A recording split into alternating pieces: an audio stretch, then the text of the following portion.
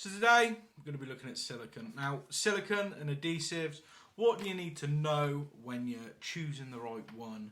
What do you need to know? So I've got a little selection here, and these have all been provided by the lovely people at Fisher UK. So what do we need to know? Now, if we are plumbers and we're going to be working in bathrooms or working in kitchens doing any sealing up, it needs to be mould resistant. So always check the manufacturer's instructions. Now, I've got a little catalogue here which will tell me which each and every single one of these can do. So we're going to be looking at mould resistancy. Now, is it an outdoor application or is it going to be in direct sunlight like this? So you've got to make sure that it's UV protected as well. Can it be applied in damp areas? Now, sometimes it's an impossibility to make sure that your surface is completely dry. If you do have some damp issues and you're wishing to put a silicone bead along, then maybe you might have to go for something that can be applied on damp surfaces. So, also going to be looking at the tack. So tack is how sticky it is.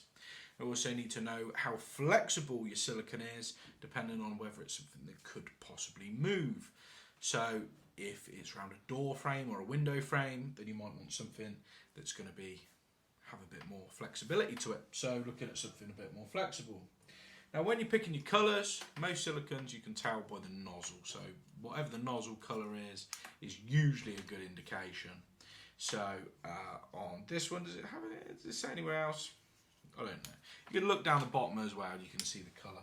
So typically you're going to have clear and you're going to have white. And in some applications, a lot of the time nowadays, people want black silicone with black fixtures and fittings. So they're sort of your three main types.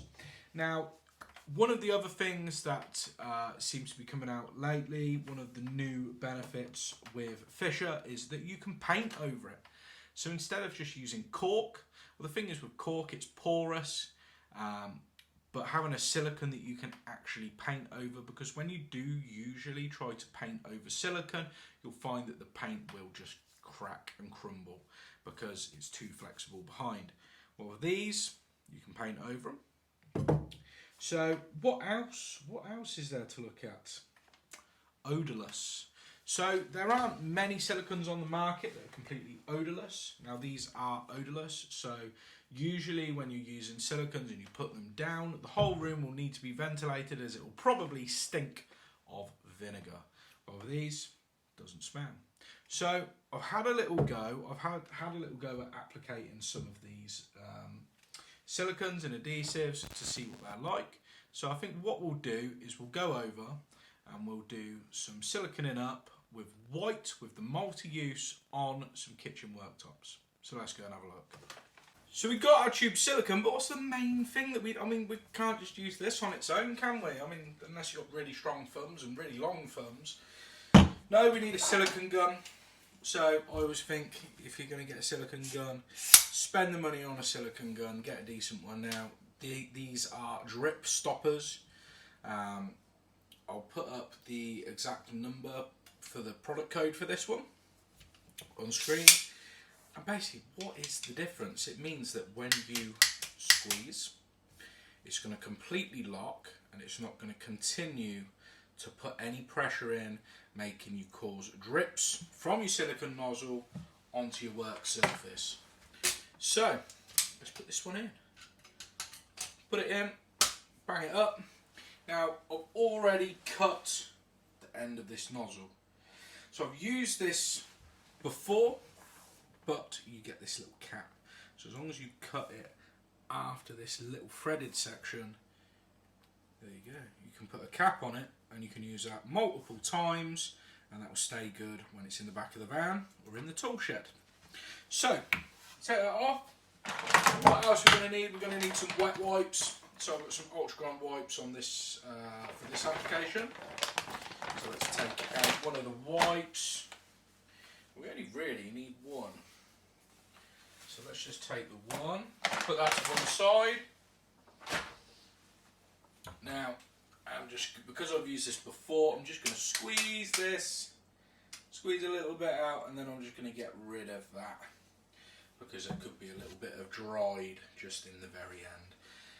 So when we're putting it on, we need to make sure that we get nice smooth lines. So once we put our line down, we're going to need a silicone tool. So I've got these little ones from Kramer.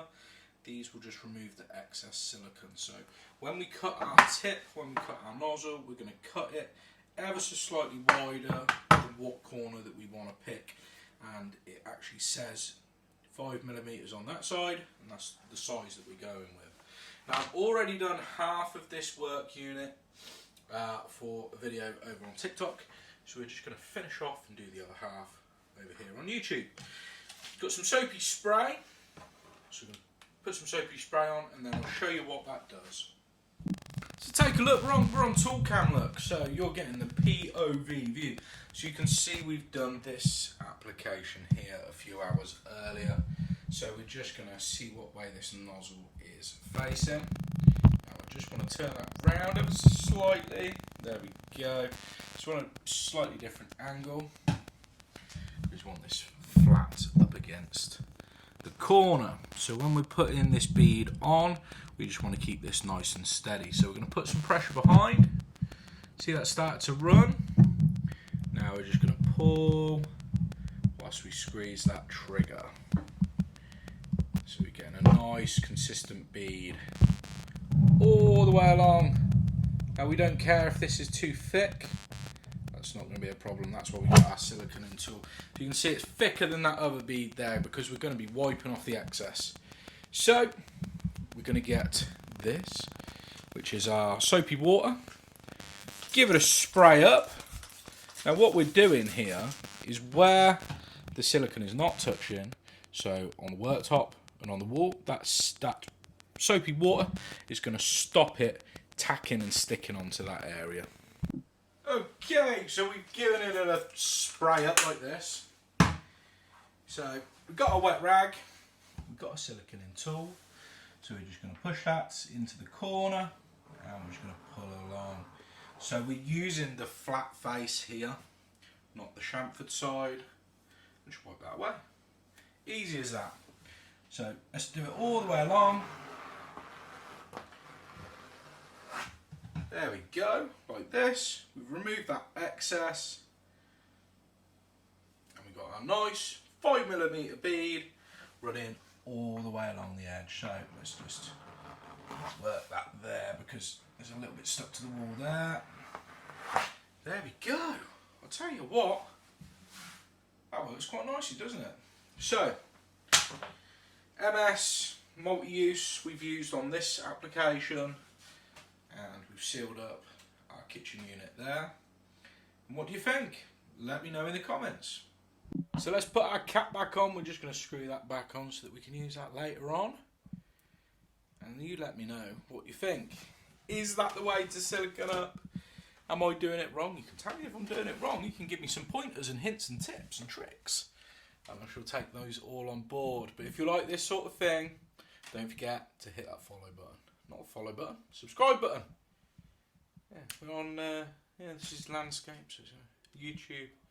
Yeah. Subscribe, hit that bell, all of that other jazz, do whatever you want, I don't care. Right, see you on the next one.